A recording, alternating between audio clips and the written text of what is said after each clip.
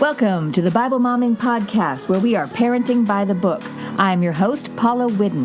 This podcast is for women who struggle with regular mom stuff, but also long to have their kids grow closer to Christ. It's a lifetime journey, and we're in it together. As a real mom, you just never know where I'll be podcasting from, but I'll always be available for you. Now let's get started. Hello, mamas. Today we are talking about how to teach your kids kindness. In other words, how to really love your neighbor and why it's tougher than you think. Mamas, I am Paula Whidden. I have been ministering to teens and kids for 30 years, and now I am helping you wonderful, amazing moms and hardworking moms to raise your kids with a biblical foundation. This podcast is meant to help moms find a place to connect with one another and realize that you aren't alone. As you listen to this podcast, would you please rate it and review it on whatever venue you hear it on? This is an incredibly helpful thing because when people are searching online, they scan those reviews to see if this will be a valuable podcast for them. And I read every single one. One reviewer said, "Paula is a smart, entertaining woman who bridges the gap between so many with her open, loving way she approaches important topics. We need more people like her in this world." That was just so sweet. I loved reading that. It touched my heart. So please leave a review and rate the show because, like I said, I do, in fact, read them, and I might read it on the show in another episode. So right now, I'm sitting here in my home office as it's been a little breezy outside my Southern California home.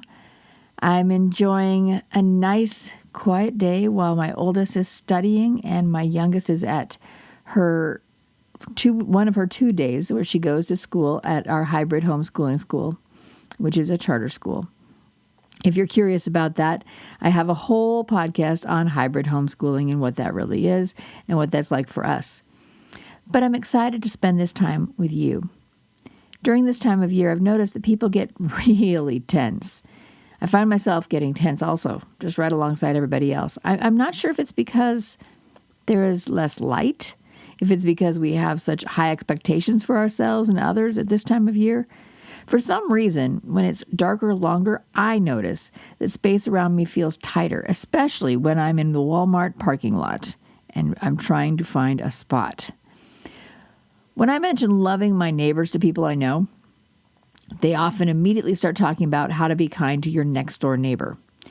And that is a good thing, but that's not all I'm talking about. I mean, maybe that's where your imagination went. In today's world, we're all so busy on so many varying schedules that it's actually tough to get to know the person who lives next door to you. And if I'm really genuine with you, I have reached out to my neighbors and I've said hi to them and I know most of their names unless they aren't forthcoming. And I try to be nice, but I don't hang out and visit regularly with them. That's not who my neighbors are. So then what are we talking about here? Because if I'm not trying to teach you how to build a friendship with the people in your neighborhood, then what could I possibly bring to the table on the topic of loving your neighbor, right? Well, I think we've really limited the view of who our neighbors are. And I know it's important to love our neighbors because Jesus told us to in Matthew 22 when he was asked what the greatest commandment was. He responded, "You must love the Lord your God with all your heart, all your soul, and all your mind. This is the first and greatest commandment." There you go. A second is equally important, he said. Love your neighbor as yourself. The entire law and the demands of the prophets are based on these two commandments. So what Jesus is saying here is that all those rules that people think about when they think about God are summed up in two things: loving God and loving others. And I'll bet you anything that that is not what most people think, but that is the main point of all those rules. And I know you're probably thinking, that's great, Paula. I've heard this all before, but how do I teach it to my kids? So stick with me, mamas. This will connect. In Luke 10, Jesus told the story of a man who was traveling and got attacked. That man was left to die, and a few people crossed his path without even looking at him. And then one man, who shouldn't have cared one way or the other, noticed him. This is the part of the story where most people forget. The man who saw him wasn't from his community. He wasn't from the in crowd. He wasn't somebody who would naturally come and say, "Oh, John, you're on the ground. Let me fix that." No, actually, he was a bit of an outcast. He was called a Samaritan. Now, we've lost the understanding of what that meant to the people then, because, see, today we have Good Samaritan laws that are based on this story, and it's all about helping people be kind. But back in that day, they didn't think of Samaritans as kind. And Samaritans, honestly, didn't think of Jews as kind. The man who was beaten was a Jew, and the helper was a Samaritan. They were not friends. If they had met in another situation, they would have probably glared at one another. They would have probably avoided one another. Imagine extreme groups, like from the Midwest, the Hatfields and the McCoys, or the Crips and the Bloods, or the conservative Republican and the LGBTQ Democrat. That's what these two people were to each other. And yet, in this situation at this time, the Samaritan didn't see, quote unquote, a Jew. He saw a human being in need. So he helped and he fed and he made sure that that man was cared for. He went above and beyond on kindness. I mean, I don't know if you realize it, but in this story, this man pays for the medical bills. This man gets him a hotel. He is like seriously kind. It's not like just get him to his people and move on. When Jesus finished this story, he told the people listening to go and do the same. And that's a really convicting story from the Bible. It challenges us to rethink who our neighbors really are. And if you haven't read this whole thing before, I will place a link to it in the show notes. But I want to be clear here, ladies. Who is our neighbor? Our neighbor is whoever. Our neighbor is the skater, the conservative, the liberal, the president, the garbage guy, the pastor, the tattoo artist, the pole dancer. You pick it. Think extreme, and they are your neighbor. Matthew 5:46 in the New Living Translation says, "If you love only those who love you, what reward is there for that? Even corrupt tax collectors do that much." You know, in their day, when they thought of bad guys, I mean, people who just abused power and whatever, their brains went to the tax collector. But you could fill in anything. People that you would assume wouldn't be loving, well, they are to their own mom, or they are to their friends, or they are to the people that they know the best. Everybody is. The challenge for loving your neighbor is to do it even if those people don't love you back. And mamas, our kids are watching us. They want to know if we will do it. Because if we do it, then it might be important. If we talk about it and we tell them to do it, but we don't do it ourselves, they will catch what we are really doing, not what we are saying. Consider what your parents really did versus what they said. And I would love to say that I am always great at this. But I'll be honest, I have struggled, especially when I'm behind the wheel of my car. I am seriously tempted to say something harsh about the person who just cut me off on the road or took a parking space that I waited 5 whole minutes to claim. That's right, 5 whole minutes. I've been asking God to help me with this, though. And as a reminder to myself for a long time, I've had these words that I had written on my kitchen wall that quoted 1 Corinthians 13. My wall said, "Love is patient, love is kind." I put those words on my wall as a reminder to myself because often I found myself yelling down the hallway at my kids. Do you do that? Well, this particular wall was the one that faced me if I was in the kitchen yelling down the hallway. And so I was trying to force myself to think before I screamed. And I am a slow learner, unfortunately, because there were many, many times where I yelled, and then I noticed the words. But eventually, God has been starting to help me understand these words more and helping me to learn how to be firm yet kind with my kids. And I realize that He's helping me to change in other areas too. I had this unusual experience where I was coming out of a parking lot recently, and I'd positioned my minivan to pull out onto the main road, and a pale blue large Ford pickup truck zoomed around me from behind me in the parking lot in order to pull out onto the road ahead of me, even though I was in front, right? And the person cut me off as I was pulling onto the main road. I found myself trying to not yell, yet talking distinctively. And what came out of my mouth was, "Thank you very much, you lovely lady." At that moment, I was completely unaware that my daughter was sitting in the car. This is what naturally just came out of my mouth. And I'm sure that you've had situations where you get caught up in the moment too, and things come out of your mouth. Then you go, "Oh yeah, my kid's in the car." Well, I probably wouldn't have thought more about it, except my daughter found this really interesting because she knew other people get upset and cuss. She knew other people do other things. And she proceeded to tell a whole bunch of people how my mom was really upset the other day when somebody cut her off in the road. And she got so upset that she called that woman a lovely lady. I was just grateful that God had helped me to keep my temper and not verbally vomit on my kid, because I'm not above that. This was God helping me to actually be kinder than I would be on my own. And as we're seeking to love our neighbors, knowing what love really is matters. I know you're probably rolling your eyes and thinking, "Paula, I know what love is." And maybe you do, but I didn't. And that's why I adore 1 Corinthians 13, 4-7, where it says, "Love is patient, love is kind, love is not jealous or boastful or proud or rude. It does not demand its own way, it's not irritable, and it keeps no record of being wronged. It does not rejoice about injustice, but rejoices whenever the truth wins out. Love never gives up, never loses faith, is always hopeful, and endures through every circumstance." See, as we train our kids, they will encounter mean people, or people who are different from them, or people who make them uncomfortable. And we are directed by the Bible to love them. Several years ago, when I was single, I was invited to go to a Halloween event that I had never, ever heard of, because I had only recently moved to Southern California from Phoenix, Arizona. It was a Halloween parade in West Hollywood, which is apparently lovingly called WeHo. The friends who invited me were not Christian, but they weren't wacko or mean or anything like that. They just wanted to have some fun, and they'd heard about this bizarre parade and thought it would be fun to look at.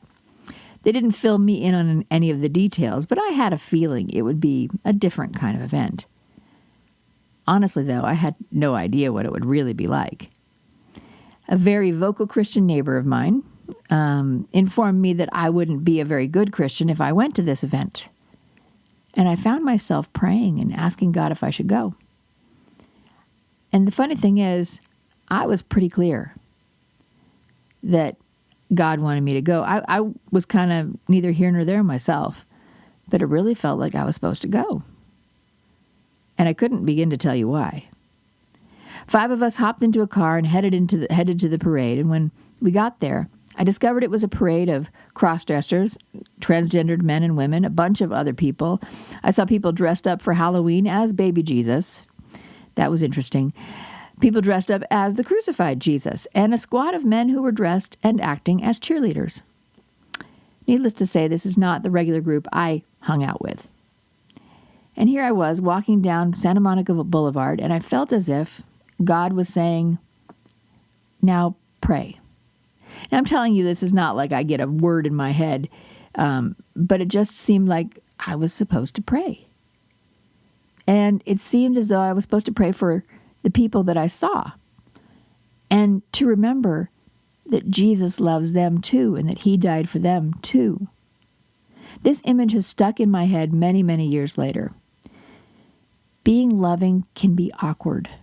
It can feel uncomfortable to be kind when somebody is outside of your natural community, but that's precisely the challenge. As we teach our kids to be kind, it's easy to explain to them to be kind to the kid that they have a bunch in common with. It's easy to help them to be patient with people who hang out with them regularly. But the challenge and the real stuff is when we seek to be kind and patient and not proud or rude or boastful to people who don't like us, who aren't kind back. When you are genuinely loving, in other words, patient, kind, all that stuff, some people will have a problem with it. There are people who will want anger to be everywhere, who are used to having anger everywhere, and will have a problem with that, and it's okay. Be loving anyway.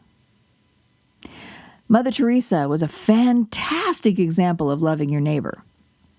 And in spite of her name, she wasn't a traditional mom. She was a nun. And she opened a home for the dead and dying in Calcutta, India, in the middle of a famine. Because people were being ignored, people being left on the road. And she felt as though they needed to be loved. She felt as though that's what her loving of her neighbor was. Eventually, she also opened a children's home, and she built up a large community of people who served alongside her in very uncomfortable situations where there was no obvious reward to be received. Posted outside of Mother Teresa's children's home in Calcutta is this poem. It says, "People are often unreasonable, irrational, and self-centered. Forgive them anyway. If you are kind, people may accuse you of selfish, ulterior motives. Be kind anyway. If you are successful, you will win some unfaithful friends and some genuine enemies. Succeed anyway. If you are honest and sincere, people may deceive you. Be honest and sincere anyway. What you spend years creating, others could destroy overnight. Create anyway. If you find serenity and happiness, some may be jealous. Be happy anyway. The good you do today will often be forgotten. Do good anyway. Give the best you have, and it will never be enough. Give your best anyway. And in the final analysis, it's between you and God. And it was never between you and them anyway." Our babies are watching. They will learn what we do much faster and more than what we say. If we tell them to be kind and respect others, and yet they witness our lack of kindness, they are still being taught. They are sponges. If you don't believe that, ask them to tell you lines from their favorite TV shows. They are sponges. We won't always succeed. So be willing to apologize and learn, and then try again. This applies to how you treat your spouse, especially those of you who have been divorced or still connect with baby's daddy who was never your spouse. This applies to how you treat your in-laws. Romans 12:18 says, "Do all that you can to live at peace with everyone." And as we train our children, we can make it our mantra to remind them to treat others the way you want to be treated, which is another way of saying what's found in Luke 6:31, which people often call the golden rule: do to others as you would have them do to you. This is a regularly used expression in our home when my girls fight. And yeah, they do fight.